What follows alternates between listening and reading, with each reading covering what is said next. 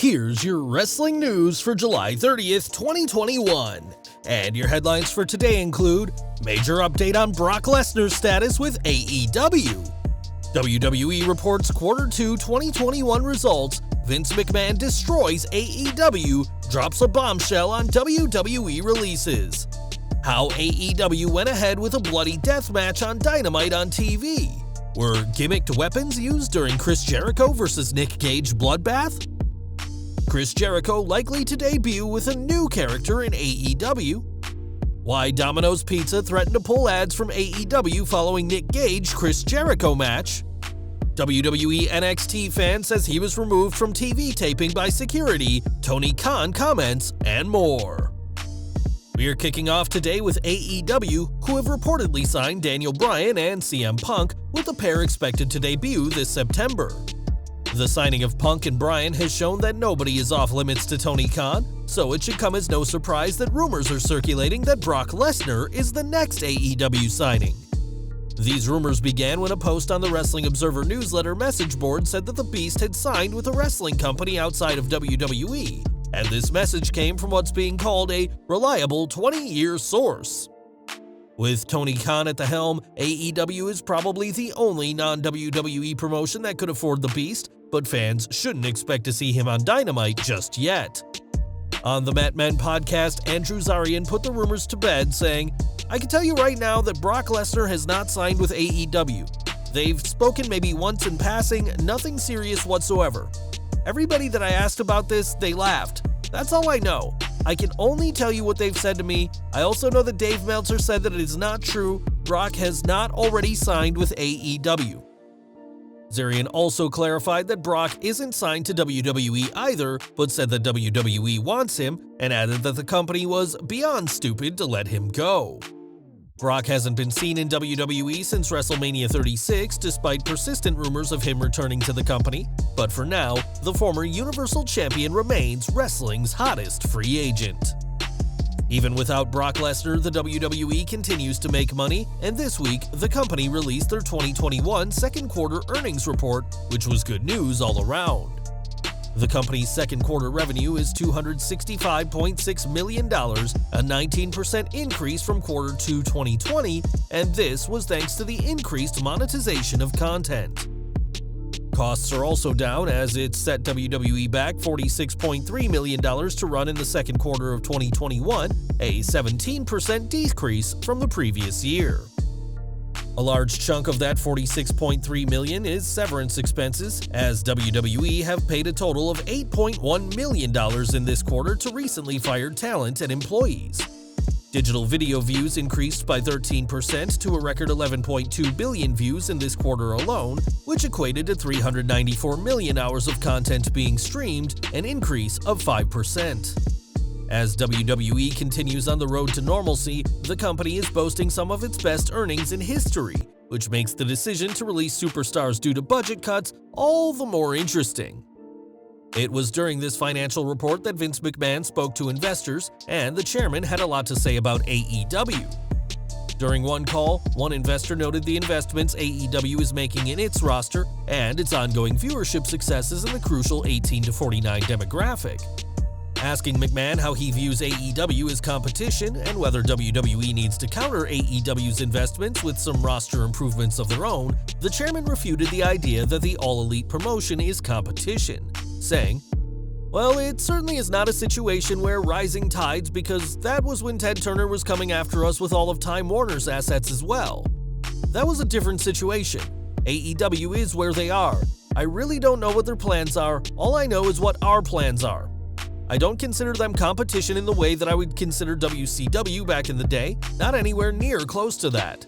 And I'm not so sure what their investments are as far as their talent is concerned, but perhaps we can give them some more." That last line is especially interesting as it implies WWE isn't done releasing talent yet, but McMahon didn't elaborate on who would be on the chopping block. Before he could elaborate, WWE President and Chief Revenue Officer Nick Khan interjected, saying how WWE sees everything as competition, even sleep. "I think the way we always look at these situations, it's sort of like a horse race where the horse has blinders on," Khan added. We're looking straight ahead at our lane and making sure that we stay in the front of the pack. At the same time, everything is our competition. Someone had a line a couple of weeks ago that we all chuckled at and agreed with: sleep is our competition, right? If it was up to us, people could be up 24 hours a day watching content from different providers, hopefully including ours. So we don't look at any organization particularly as competition, yet we see everything as competitive with what we're trying to do in terms of eyeballs. WWE's Q2 reports were good news for the company, despite the threat of AEW. And whether WWE sees them as serious competition or not, Vince McMahon's sports entertainment juggernaut will continue to make serious money. Speaking of AEW, this week's Fight for the Fallen show saw Chris Jericho face Nick Gage in a bloody spectacle full of dangerous toys that saw Jericho get the win. This match wasn't something AEW wanted to blindside TNT with, as during Wrestling Observer Radio, Dave Meltzer reported that Tony Khan spoke to TNT prior to the match. Khan decided to let TNT know just how violent the match was going to be, and even asked permission to have the match take place on the show. Meltzer added that it's not an issue where AEW is going to get kicked off the air despite the use of weapons including broken glass, a pizza cutter, and light tubes. This week's match was especially violent even by AEW standards, and fans can rest easy knowing that AEW's position with TNT isn't in jeopardy.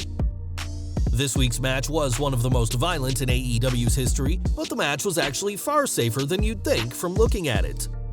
Many fans were worried about the use of light tubes, as they contain a powder that is very dangerous if it gets in your lungs. During Wrestling Observer Live, Brian Alvarez said how AEW gimmicked the weapons and removed the powder from the light tubes before the match. Alvarez added that the pizza cutter was also gimmicked to make it less dangerous, but that didn't stop Jericho from bleeding profusely in the match. AEW promised a no-rules match on this week's show and delivered in a big way, and whilst Gage brought several tools of his deathmatch trade to Dynamite, they were used in as safe a way as possible. This week's no-rules match saw Jericho get the win over the deathmatch legend, but the former AEW World Champion looked pretty worse for wear after the match. After Dynamite, Jericho took to Instagram to show some of his battle wounds and said that although Gage is tough, he's insane. This is Jericho's second victory in the 5 Labors of Jericho, which will culminate with Jericho finally getting his hands on MJF.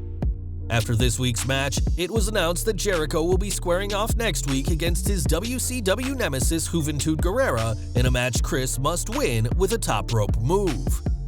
We'll have to wait and see how Jericho manages to defeat his old rival on next week's Dynamite, and what condition he'll be in after this week's brutal match. Facing Guerrera next week will be a blast from the past for Jericho, and it seems that Jericho will be going old school in his attire as well. On his podcast, Andrew Zarian said how he was told that Jericho will be bringing back his Lionheart persona for next week's Dynamite, the character he used in ECW and WCW. Jericho will have to win next week to get one step closer to facing MJF, and after 25 years since his time in ECW, older fans could see a real dose of nostalgia at next week's AEW Homecoming. One of the most violent parts of the no-rules match was when Gage sliced Jericho's head with a pizza cutter, much to the shock and delight of the live crowd. In what can only be called perfect comedic timing, a Domino's commercial was aired just as Gage took to work with the pizza cutter, and now Domino's are disavowing that bloody spot. In a statement, Domino's spokesperson Jenny Foraker-Petco told Fox Office Sports that their chain isn't a fan of the spot, and it's raised some questions about the relationship with AEW. We share the concerns expressed about this incident and the content of this TV 14 rated program, and are assessing our advertising presence on it going forward. The Domino's commercial airing at the time of the pizza cutter spot wasn't intentional, but it did make for some pretty funny viewing, but clearly not everyone enjoyed this spot where a pizza cutter definitely wasn't used for its intended purpose. And we're ending with JJ Williams, who, as a Wrestling Observer contributor, is used to writing the news, but became the focus of his own story this week. Fans may recognize JJ as he's usually in the crowd at NXT, but fans won't be seeing him on the Gold brand anymore. That's because at the most recent tapings, Williams was confronted by security and was escorted out of the Capitol Wrestling Center in Orlando. On Twitter, Williams said that during the tapings, he was accosted by security, who took a copy of his ID and had him delete all photos from the show before escorting him from the property.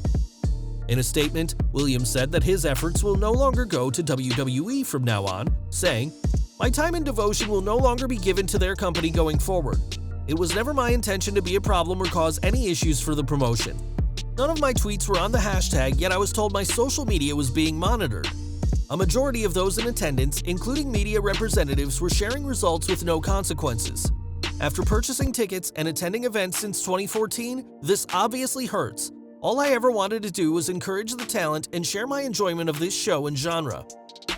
Last week's taping of NXT was for this week's episode of Sci-Fi as well as next week's episode, and the Gold brand will return to a live broadcast on the USA Network on August 10th. Not long after Williams spoke about being removed from NXT, AEW President Tony Khan responded, saying he's looking forward to seeing the Wrestling Observer contributor at next week's AEW Homecoming at Daly's Place. At this time, WWE haven't put out a public statement in response to Williams' comments, and we'll keep following this story for updates when more info is made available. Well guys, that's our news for today. Please share your comments below. Also hit the like button, subscribe to our channel, and hit the bell icon to receive all notifications. And as always, thanks for watching.